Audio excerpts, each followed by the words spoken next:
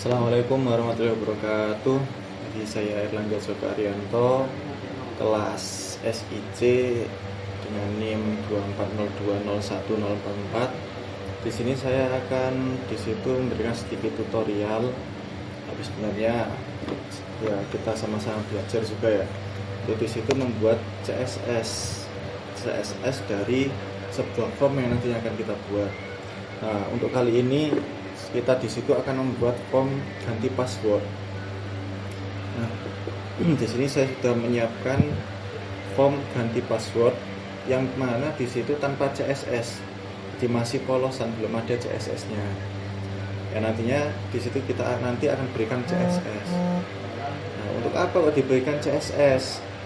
Kalau kita tahu sendiri kan CSS itu gampangannya kan seperti halnya kalau di manusia, di kehidupan manusia ada yang namanya skincare. Nah, gampangannya CSS ya seperti itu.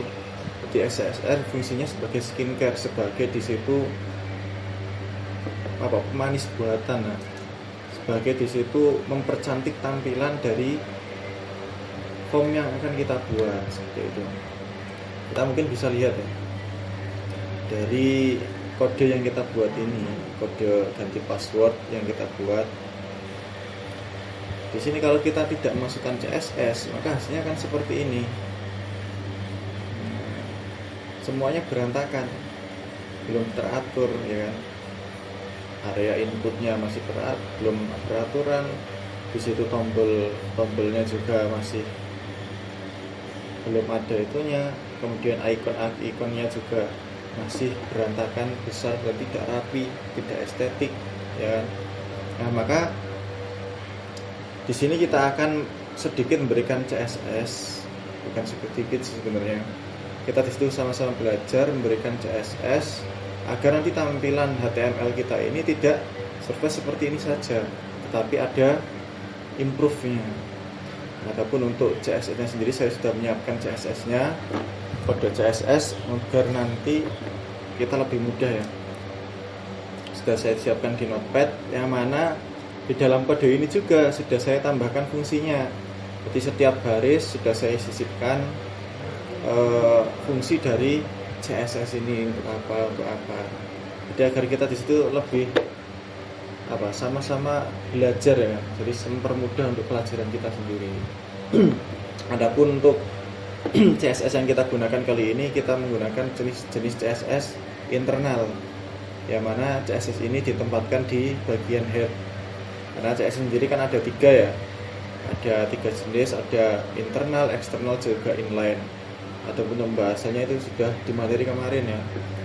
Untuk saat ini kita gunakan CSS yang model internal, yang mana CSS ini dimasukkan ke dalam kode HTML, lebih tepatnya dimasukkan di bagian kepala, di bagian head, sebelum kode penutup di headnya.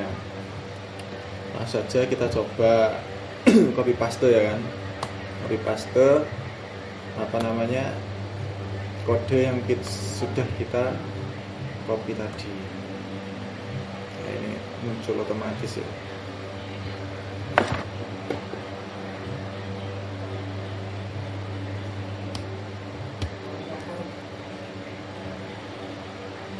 Jadi peletakannya itu sebelum penutup head ya.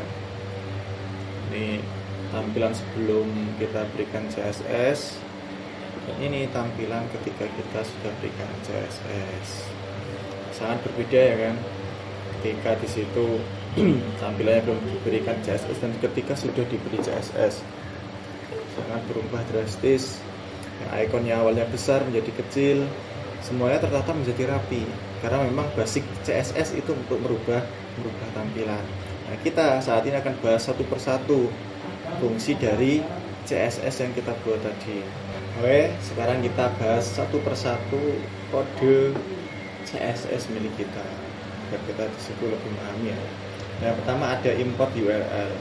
Otomatis ini adalah perintah untuk kita mengimport atau mendownload font ya kan. Di sini ada TTPS font Google habis. Jadi kita mendownload font yang ada di database Google. Adapun font yang kita download yaitu adalah family internya, jadi keluarga inter ya. nanti kita akan gunakan. Nanti ada seperti sans serif dan sebagainya, itu sudah masuk dalam kategori barang buktinya inter. Kemudian di sini ada body. Fungsinya body di sini apa? Berarti otomatis di sini ini di tag body di sini itu untuk kita mengatur tampilan seluruh body yang ada dalam kode kita. Jadi semua body di sini kita atur dalam format ini. Jadi yang pertama di situ ada font family, kita ambil tadi ada inter, sans serif. Jadi kita gunakan font sans serif untuk disitu membuat form ini. Kemudian margin kita gunakan 0. Margin ini sendiri untuk menghapus margin default. Di default dari browser itu otomatis dihapus menggunakan perintah margin ini.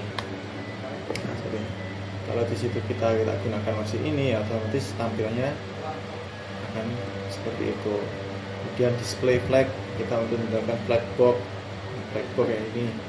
Kemudian ada justify content. Justify content ini untuk mengatur konten agar di situ berada di tengah secara horizontal. Jadi dia di situ imbang kanan kirinya, ditempatkan di tengah secara horizontal. Kemudian ada juga namanya align item. Itu kita buat center. Itu tujuannya apa? Untuk membuat konten itu berada di tengah secara vertikal. Jadi atas bawah itu apa? Jadi konten ini benar-benar berada di tengah secara vertikal. Kemudian ada min height 100 VH, itu untuk mengatur tinggi minimum agar konten selalu berada di tengah. Itu. Ya, coba kita disitu hapus. Otomatis nanti kontennya akan semakin naik. Nah, ini untuk mengatur tinggi minimumnya agar konten berada di tengah. Itu. Untuk background color sudah jelas ya, nanti itu untuk di situ mengatur warna latar belakang. Di warna latar belakang dimaksudnya yang ada di luar kotak ya kan, karena kita di sini membahas body. Kemudian color untuk warna utama, teks utama itu kita menggunakan warna hitam. Kemudian kita masuk ke premium box. Di sini ada tag premium box. Ini otomatis kita gunakan untuk mengatur tampilan yang ada di dalam premium box. Nah, seperti ini. Adapun background untuk premium box kita gunakan kode F6 ini. Jadi putih bersih ya kan. Di dalam box ini kita gunakan F6 agar tampilannya putih bersih. Kemudian width untuk mengatur lebar. Untuk mengatur lebar akan responsif 100%. Jadi mengikuti layar ya. Kemudian max width agar di situ memberi batasan lebar maksimum. Jadi meskipun di sini diatur lebarnya agak responsif, tapi tetap kita batasi karena bisa jadi kita di situ membukanya di laptop yang layarnya notabene lebar. Kalau di situ kita buka di laptop tanpa kita berikan max width, otomatis nanti ya kotakannya akan hampir memenuhi laptop. Maka itu kita berikan batasan maksimal untuk di situ konten melebar. Untuk padding otomatis ya, untuk mengatur padding yang ada di dalam ruang kotak ini, paddingnya berapa kanan kirinya. Gitu. Ada border radius untuk mengatur ini pojok sikunya agar di situ menjadi melengkung, tidak kaku, tidak lancip ya. Ada yang namanya box shadow, ada 3 pixel, 60 pixel. Itu untuk mengatur bayangan, untuk mengatur efek kedalaman. Kalau kita lihat di sini kan ada bayangan-bayangan semu. Kalau masih belum jelas kita coba tambah ya. Kita jadikan 1000. Bukan di sini.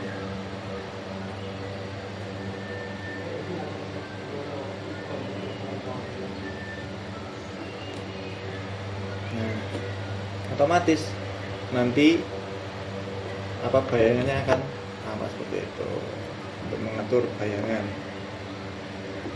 Nah, kita lanjut. Ada yang namanya box sizing. border box. Yang nama kita yang fungsinya itu menggunakan border box untuk menghitung padding dalam lebar total. Di box sizing ya untuk sizing boxnya. Kemudian ada position, kita gunakan relatif untuk menjadikan posisi relatif untuk elemen pseudo. Jadi nanti elemen-elemennya nanti secara relatif ya, otomatis memenuhi area. Kemudian elemennya overflow, kita gunakan hidden atau sembunyi agar nantinya menghindari ada konten yang keluar dari kotak. Jadi kita batasi dengan overflow tadi. Ada yang border, tentu yang namanya border ya, garis tepi itu ya kan ya. Di situ untuk menambahkan border yang ada dalam tag. Kemudian lanjut untuk premium box before. Nah, ini gunanya untuk apa? Untuk memberikan garis dekoratif, atau lebih tepatnya ini ada garis dekoratif berupa garis emas yang ada di atas. Nah, ini kita gunakan premium box before. Nah, seperti itu. Di konten ini untuk mendeklarasikan elemen pseudo garis dekoratif ini, kemudian posisinya kita buat absolut untuk menempatkan garis ini tepat ada di atas kotak, jadi tidak berubah. Kemudian kita gunakan posisinya, untuk mengatur posisi kita gunakan top, left, dan right. Jadi kita nolkan semua agar disitu elemen pseudonya benar-benar menempel di kotak. Kemudian di background otomatis untuk mengatur warna background kita gunakan emas. Di situ berbeda-beda ya kan, ada gradasinya. Kemudian header, sekarang kita masuk ke header. Header otomatis untuk mengatur tampilan kepala. Ini bagian kepala ya.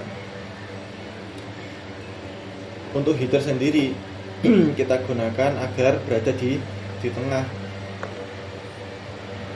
pakai text aligns untuk mengatur teks agar berada di tengah. Kemudian margin bottom untuk memberikan jarak bawah, memisahkan header. Nah, ini gunanya, dia memisahkan header, icon header dengan header selanjutnya dan selanjutnya. Jadi margin bottom itu untuk memberikan jarak.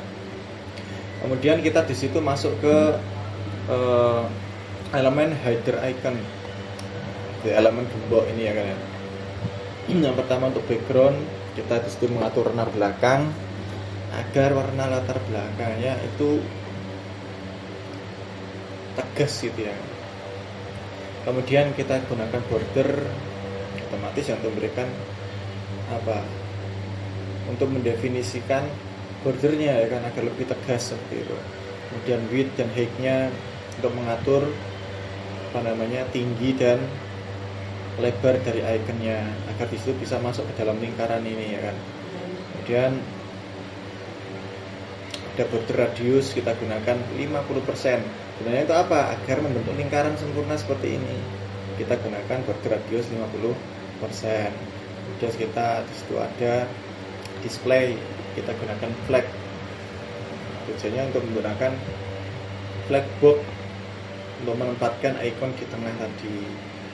Dan ada justify content, ada align system, itu tujuannya hampir sama, agar menempatkan icon ini berada tepat di tengah, entah itu secara horizontal maupun vertikal di dalam lingkaran yang kita buat. Ada margin, untuk mengatur margin tentunya, dan ada color untuk mengatur warna ikonnya. Di ikonnya kalau kita ingat ke warnanya apa? Hitam ya kan, kita bisa ganti di color ini. Kemudian ada box shadow, untuk menambahkan gayanya. Jadi kita bisa atur sesuai kehendak kita sendiri ya kan.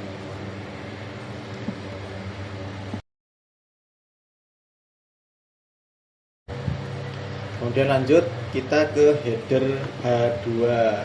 Jadi kita masuk ke judul sekarang ya. Tadi kan di icon ini, sekarang kita masuk ke judul, ganti password ini. Ada margin, itu tentunya untuk mengatur margin, memisahkan judul dari icon maupun dengan teks yang ada di bawahnya. Ada font size. Font size ini ya untuk mengatur ukuran font. Ada font family. Dan fontnya ada play fair display dengan font serif. Jadi ganti password ini kita gunakan font serif. Font weight untuk disitu mengatur ketebalan dari judul. Ada color untuk mengatur warna, ada letter space untuk disitu mengatur spasi di antara huruf satu dengan yang lain. Kemudian ada selanjutnya kita masuk ke header P. Header P ini apa? Ya, ini pastikan akun Anda tetap aman terkendali. Ini masuk ke dalam header P, paragraf selanjutnya. Kita gunakan margin 0 untuk menghapus margin default. Kemudian kita atur font size-nya, kita gunakan agak lebih kecil agar di situ tidak sejenis dengan header sebelumnya. Kita gunakan warna dan tentunya warnanya kita atur agar tidak seragam dengan judulnya. Ada font weight untuk mengatur ketebalan font. Kemudian lanjut kita masuk ke input group. Input group itu apa? Input group adalah grup untuk kita memasukkan inputan. Nah, ini masuk ke dalam input group. Kita gunakan position untuk menjadikan posisi relatif, mengatur posisi icon dan label. Nanti posisinya relatif. Kemudian margin bottom untuk memberikan jarak bawah di antar ini, kita berikan margin bottom. Kemudian lanjut kita di situ mengatur input icon. Jadi tadi kan ada icon yang sangat besar tadi ya sebelum kita berikan CSS. Nah, untuk di situ merubahnya kita gunakan ini input icon ini. Jadi gunanya untuk mengatur itu tadi. Kita gunakan posisi absolut untuk menempatkan icon itu berada di dalam grup input tadi. Nah, ini grup input. Kemudian left untuk menyesuaikan agar icon-icon ini berada di kiri ya. Nah, kalau kita hapus seperti itu. Kemudian top untuk mengatur posisi icon agar di tengah secara vertikal, karena penempatannya ini berada di dalam kotak inputan, beda dengan tadi ya kan ya. Sehingga kita gunakannya ya memakai top seperti ini, bukan memakai list item ataupun justify content. Kemudian ya transform untuk itu menyesuaikan posisi icon agar benar-benar berada di tengah secara vertikal. Nah, kita gunakan transform translate Y min 50. Kemudian ada color untuk memberikan warna icon, ada width untuk di situ width dan height untuk mengatur di situ tinggi dan lebar, pokoknya ukuran dari icon. Kemudian ada transition untuk di situ memberikan efek transisi perubahan warna pada icon. Kemudian yang terakhir ada Z index untuk menempatkan icon di atas input memastikan terlihat saat input fokus. Jadi otomatis ketika kita gunakan ini di iconnya tetap ada. Kemudian selanjutnya ada input group input. Jadi ini lebih mengatur ke inputannya saat kita di situ menginputkan untuk menata ini ya tempat inputannya. Itu width 100%, kita gunakan width untuk di situ mengatur lebar input agar di situ ya mengisi seluruh grup input. Jadi tadi kan kita di awal tadi di dalam premium box kita sudah berikan padding, kita gunakan width 100% itu memenuhi padding yang ada di dalam boxnya tadi. Dan kita di dalamnya ada padding lagi untuk di situ mengatur inputan yang ada di dalamnya agar tidak berantakan. Dan ada font size untuk mengatur ukuran font, ada font family untuk di situ menggunakan font apa. Kemudian ada color untuk mengatur warnanya. Jadi warnanya berubah menjadi hitam ya. Kita di situ diinputkan ada background color untuk mengatur warna background, ada border untuk mengatur ketebalan border, ada border radius untuk di situ memberikan sudut lengkung, ada box sizing untuk di situ apa menggunakan border board untuk menghitung padding dalam lebar total. Kemudian ada transition, transisi untuk perubahan gaya saat fokus. Nah, ini transisinya. Kita pakai cubic bezier. Ada outline untuk menghapus outline default saat input fokus. Kemudian ada namanya input group label. Untuk di situ mengatur label.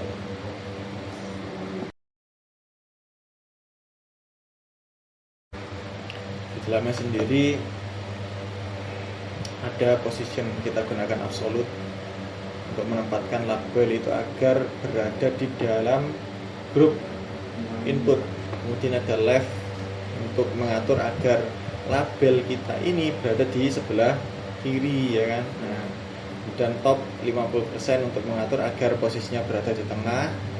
Kemudian ada transform untuk menyesuaikan posisi label agar berada di tengah secara horizontal, secara vertikal. Kemudian color untuk mengubah warna default. Kemudian font size untuk disitu mengatur ukuran font weight untuk mengatur ketebalan, pointer event untuk menentukan interaksi dalam label agar tidak mengganggu input, ya. Kemudian ada transisi untuk memberikan transisi perubahan gaya saat kita fokuskan.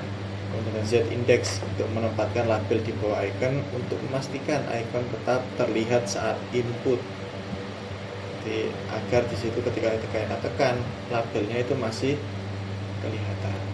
Kemudian ada input group fokus untuk mengubah gaya input saat fokus. Nah, ini input group fokus, input node placeholder sound. Ini gunanya untuk mengubah gaya input saat ada teks yang dimasukkan. Nah, otomatis ada transisinya, ada animasinya. Adapun nanti yang di situ awalnya, nah, background colornya ya kan akan berubah, ya kan. Ya, awalnya backgroundnya abu-abu, ketika kita input fokuskan nanti akan berubah menjadi putih background color ini. Kemudian bordernya menjadi dan ada box shadow-nya lebih ditegaskan. Dan input fokus input icon untuk mengubah warna icon saat input fokus. Di iconnya akan berubah lebih pekat, ya kan, warnanya, ya.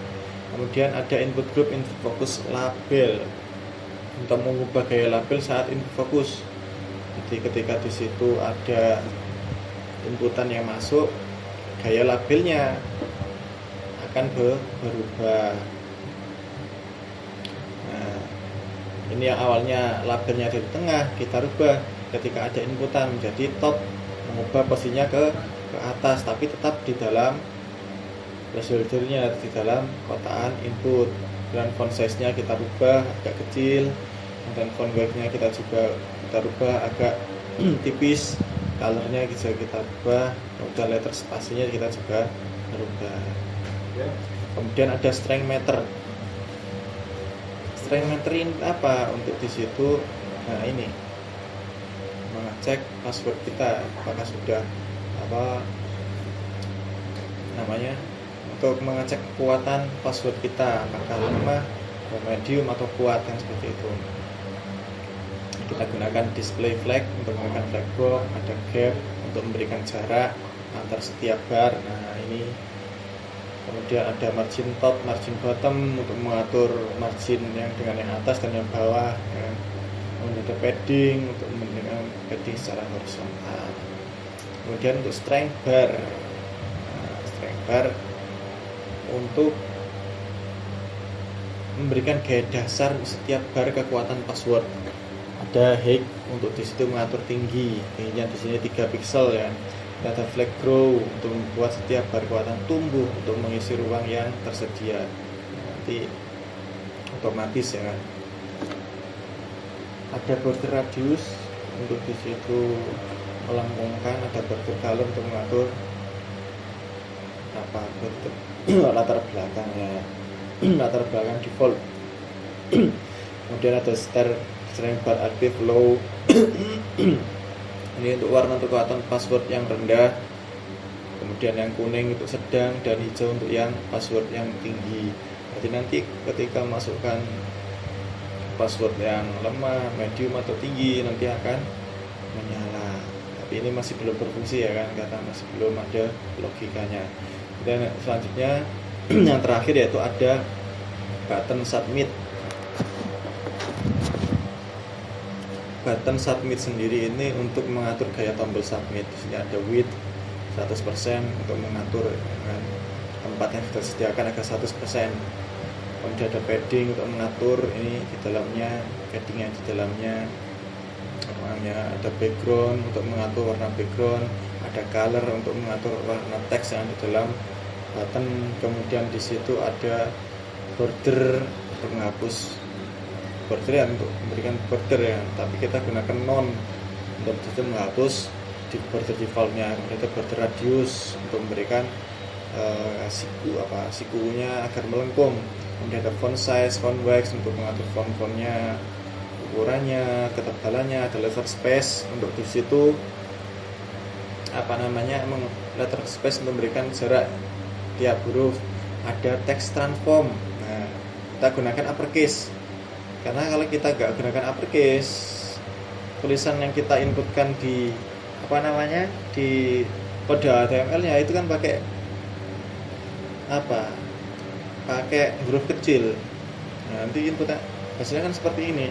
Tapi kalau kita gunakan text transform, kemudian kita gunakan uppercase untuk mengubah hurufnya menjadi kapital, itu berubah menjadi kapital. Ada cursor pointer untuk memberikan mengubah kursor menjadi pointer. Nah, beda ya kan kalau kita ke dalam label kursor yang seperti ini, kalau kita gunakan tombol kursor yang menjadi pointer. Kemudian transisi untuk mengatur transisi ketika mau hover ya kan. Kemudian box shadow untuk memberikan shadow. Nah, ini kan tampak shadownya. Kemudian terakhir ada button submit hover, gaya untuk tombol ketika dipencet. Backgroundnya tetap hampir sama kan warnanya ya, tapi agak terangan sedikit. Kemudian transform, translate untuk menambahkan efek mengangkat. Nah, ini ada efeknya ya kan. Kemudian box shadow untuk mengatur shadownya. Kemudian yang terakhir ada color untuk mengatur warna teks agar berubah. Jadi sekian tutorial dari saya tentang CSS, pembahasan CSS kita. Bila macam saya menyampaikan ada kurang lebihnya, saya mohon maaf sebesar-besarnya. Wassalamualaikum warahmatullahi wabarakatuh.